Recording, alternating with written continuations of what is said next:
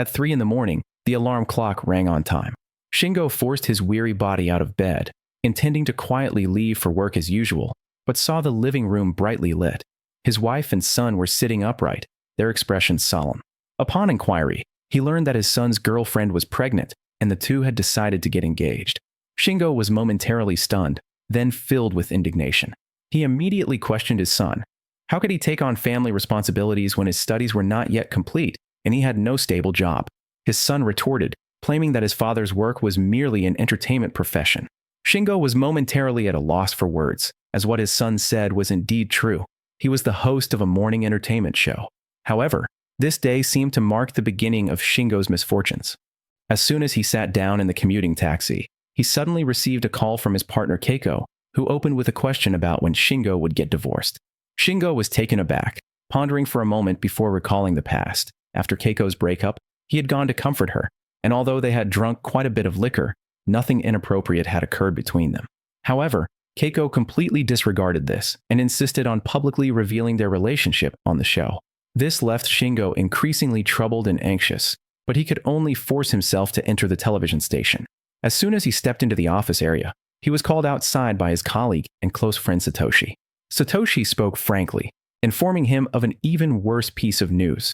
If the morning show's ratings continued to decline, the higher-ups would assign the news department to launch a new program to replace it, and even Shingo as the host would be replaced. The series of blows left Shingo feeling increasingly unsettled, but he understood that the higher-ups were determined to replace him for another reason. A year ago, Shingo had still been the star host of the news department, having gone with the team to live report from a landslide disaster area. Yet in that incredibly heavy and solemn occasion, he had foolishly smeared mud on his face. This scene instantly sparked outrage across the nation, and Shingo's reputation plummeted, ultimately leading him to be transferred to the less popular morning program team. The series of difficult circumstances he faced, combined with his son's earlier words, left Shingo's heart in turmoil. He inadvertently caught a glimpse of a previous recorded segment of the show and realized that his appearance indeed resembled that of a clown. But before Shingo could calm his thoughts, Keiko suddenly appeared beside him. He hurriedly stepped forward to stop her, trying to explain the awkward misunderstanding, but Keiko completely ignored him, insisting that Shingo harbored feelings for her. At this moment, there were only half an hour left before the show started. Shingo was familiar with the script as per routine, but just at the last moment, the broadcast suddenly reported an emergency news. A man had stormed into a café, taking 10 hostages, including staff and customers. This news was like a stone thrown into a pond, causing the entire morning program team to boil over, with everyone speculating about the authenticity of the news. Reporters rushed to the café to investigate, only to find that the police had already sealed off the scene and various media outlets were poised to report. This scene invigorated the director, who immediately adjusted the order of the upcoming program. After all, such hot news material was not something encountered every day. Amidst this busy and noisy atmosphere, the morning program was about to begin. Shingo privately reminded Keiko not to speak recklessly later, but Keiko was clearly determined. As the live broadcast signal was activated, Shingo reported on the hostage situation based on the information he had, unaware that his son was sitting in front of the television, calling his mother to watch together. What was even more unexpected was that the head of the criminal police team handling the case suddenly contacted Satoshi, stating that the kidnappers specifically requested Shingo to come to the scene for negotiations. This surprised Satoshi greatly, and during a commercial break, he found Shingo to relay the kidnappers' demands. Shingo was equally shocked and completely puzzled as to why the kidnappers insisted on meeting him. However, Satoshi believed this was an opportunity to turn the situation around. If Shingo could go live on site, it might help eliminate the negative impact left by the incident from a year ago. But the turmoil from a year ago had long since become a nightmare, making Shingo reluctant to leave the studio easily. Yet just as he hesitated, Keiko suddenly declared to the camera that her heart had been stolen by a man. This statement startled Shingo, leaving him no time to consider anything else. He immediately seized the camera's speaking rights and announced that he would rush to the crime scene for a live broadcast. Having said that, without waiting for his colleagues to respond, he hurriedly left the television station.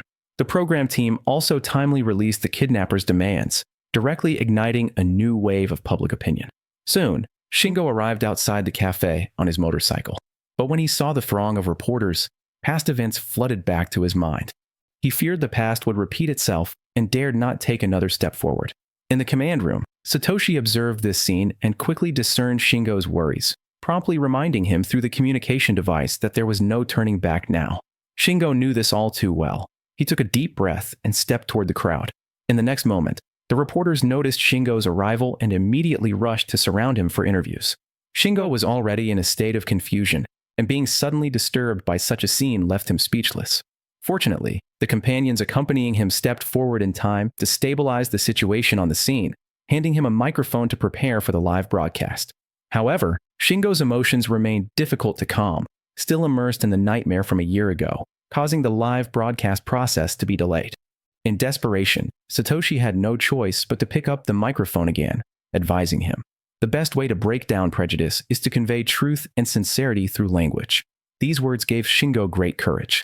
He quickly adjusted his state and began to describe the scene clearly. Unexpectedly, as soon as he finished speaking, the criminal police captain quickly walked up to inform Shingo that the criminal's name was Soda and asked if there had been any past grievances between the two. Shingo concentrated and thought, but he had no impression of that name. Meanwhile, colleagues in the back took the opportunity to relay this information back to the morning program team, and everyone immediately became busy again, reporting this exclusive information at the first opportunity. Soon after, it was discovered that this cafe had experienced a fire 2 years ago. Just as everyone speculated about the connection between the fire and the hostage situation, a hostage suddenly stumbled out, and the police and medical personnel quickly stepped forward to escort the hostage onto the ambulance. This scene led Satoshi to capture a deeper piece of information. Soda might not truly want to harm anyone. So Satoshi immediately contacted Shingo, persuading him to enter the cafe and dig deeper for valuable news threads. Upon hearing this, Shingo's expression suddenly changed. This move was undoubtedly a gamble with his life. But Satoshi bluntly reminded him, if he didn't take a chance now, he would ultimately have to put down the microphone and be reassigned to a clerical position. After these words, Shingo also fully recognized his current situation, understanding that this was indeed an excellent opportunity to turn around his career. Coincidentally, as the police had not been able to establish effective communication with Soda, the criminal police captain also decided to lead Shingo into the cafe to negotiate. At this point, Shingo had already made up his mind. He no longer hesitated or avoided, following the captain towards the scene's restricted area. However, before entering, a series of preparations needed to be completed. Shingo initially thought he only needed to wear a bulletproof vest, but unexpectedly, the police directly brought a full set of bomb disposal suits, because according to the intelligence gathered, Soda had placed explosives in the cafe, and they had to be prepared for the worst. Thus, Shingo donned the complete protective gear. Due to the heavy bomb disposal suit, his movements became slow and unsteady. And the accompanying colleagues were well aware of the importance of this opportunity, especially pinning a badge with a miniature camera onto his bomb disposal suit and hiding a mini camera in his helmet. This way, they could clearly capture Shingo's facial expressions.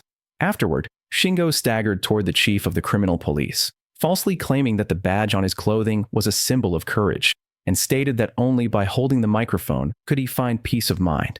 Although the chief had doubts about this statement, his subordinates were already prepared, so he could only lead him slowly toward the cafe. On the way, the chief specifically reminded Shingo, during negotiations, be sure to remember 3 principles. Do not easily deny the other party's demands. Do not easily believe the other party's words. And do not easily agree to any conditions proposed by the other party.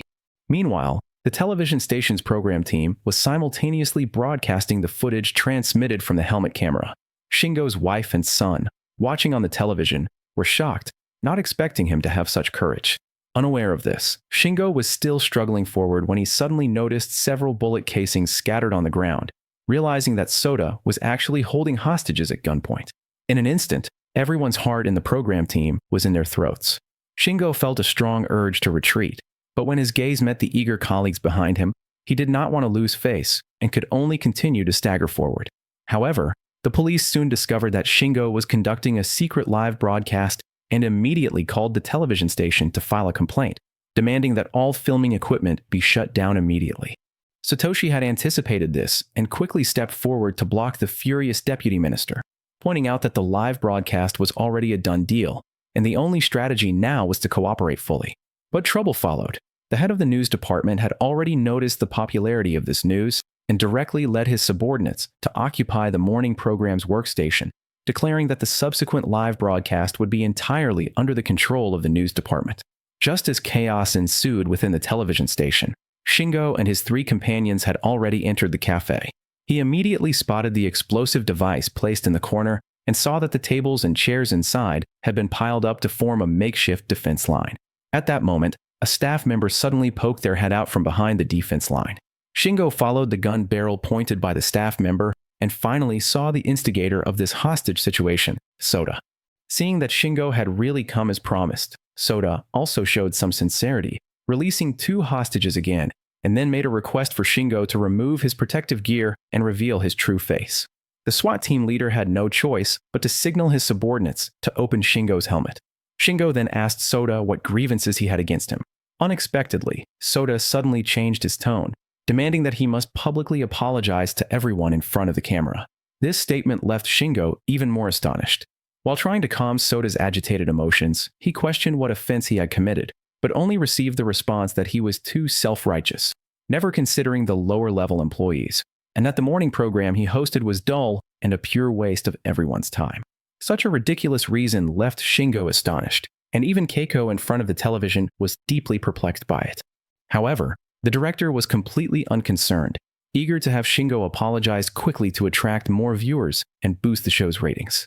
At the stalemate, a team of special police had quietly infiltrated the café's kitchen.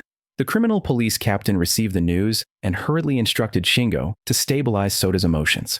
In utter helplessness, Shingo had no choice but to signal the officer beside him to remove his helmet and walk out of the café alone, facing the media cameras outside, and with a complex mindset, admitted the program he hosted was indeed dull and boring, and he was indeed a self-righteous and arrogant person. Seeing Shingo already at a disadvantage, the head of the news department immediately seized the opportunity, directly expelling the morning show's director and forcibly switching the live broadcast to the perspective of the news department's reporter. This sudden turn of events instantly enraged Soda. And it wasn't just Soda who felt strongly dissatisfied. Complaints from viewers quickly flooded in, all demanding a switch back to Shingo's live broadcast. The minister was momentarily stunned, completely unprepared for such an outcome. Seeing this, Satoshi quickly stepped forward to advise, emphasizing that they must not go against the viewers' wishes, and then directly switched back to the original shot of Shingo. The morning show's crew was revitalized, no longer paying attention to the stunned minister, and threw themselves into the busy live broadcast work. However, Soda was not satisfied with such a simple apology and made even harsher demands, ordering Shingo to kneel and apologize to everyone present. As soon as he finished speaking, he even raised his gun and pressed it against the hostage's head. This left Shingo with no way out, forcing him to set aside his pride and dignity, facing the distant media cameras and slowly kneeling down. At this critical moment, a staff member from the production team discovered a key clue online. Soda had once been an employee of this cafe and was also a suspect in the fire 2 years ago. Shingo quickly learned this important information through his earpiece, and an idea formed in his mind. He slowly retreated back into the cafe, directly mentioning the big fire from 2 years ago, stating that Soda's true anger did not stem from the morning show, and then persuaded him to reveal the truth of the matter in front of all the viewers. As soon as he said this, Soda's emotions suddenly became agitated. Seeing this situation, Shingo felt even more certain, realizing he had found the right entry point, and continued to signal Soda to speak freely about his grievances and frustrations. Unexpectedly, the criminal police captain, worried about the situation getting out of control, suddenly raised his hand and pulled the microphone off Shingo. This time, it was Shingo who fell into a panic. The microphone was like a weapon he relied on. Once lost, his mind went completely blank. Fortunately, the colleagues accompanying him had a plan in place and quietly informed Shingo through a concealed communication device that the badge also contained a miniature microphone. This sentence was like a calming pill, allowing Shingo to regain his composure. He continued to patiently persuade Soda, emphasizing that he was completely standing in his position at that moment, and if there were any dissatisfaction or grievances in his heart, he could express them freely to the outside world through this live broadcast. Shingo's voice was clear and sincere, and it really helped calm the agitated Soda down gradually. But just as the situation was about to turn around, a hostage suddenly fled in panic from a gap in the back. Soda instantly became furious, convinced that Shingo's earlier words were all lies to deceive himself. He directly activated the switch for the timed explosives, determined to take everyone down with him 1 minute before 9 o'clock, and then angrily stated that he had seen Shingo's previous reports and believed him to be a heartless and cold person. Soda's familiar accusations caused Shingo's heart to sink to the bottom, and he could no longer find any words for defense. However, at this critical moment, a female host suddenly spoke up in the live broadcast, stating that everyone had misunderstood Shingo a year ago in the mudslide disaster area. She was also on site and witnessed that Shingo smeared mud on his face not as a frivolous act, but to encourage a boy who was in despair. And after the public outcry, Shingo had never revealed the truth to protect that boy's privacy, enduring the overwhelming criticism and accusations alone. The female host's words completely overturned everyone's perception. Even Shingo's wife, who was watching in front of the screen, stood there in shock, realizing that she had long misunderstood her husband. However, this revelation of truth still did not completely change the final direction of the negotiation. The morning program team soon discovered a key clue. The manager of the cafe had officially resigned a month ago. Shingo instantly realized that Soda's true intention might be to take revenge on this manager. Upon hearing this, Soda could no longer suppress his inner resentment and shouted in grievance. The real reason for the fire was that the manager had been smoking illegally in the back, and shortly after the incident, the manager pushed all the blame onto himself. Shingo suddenly understood and quickly promised to thoroughly investigate the matter and restore Soda's justice and innocence.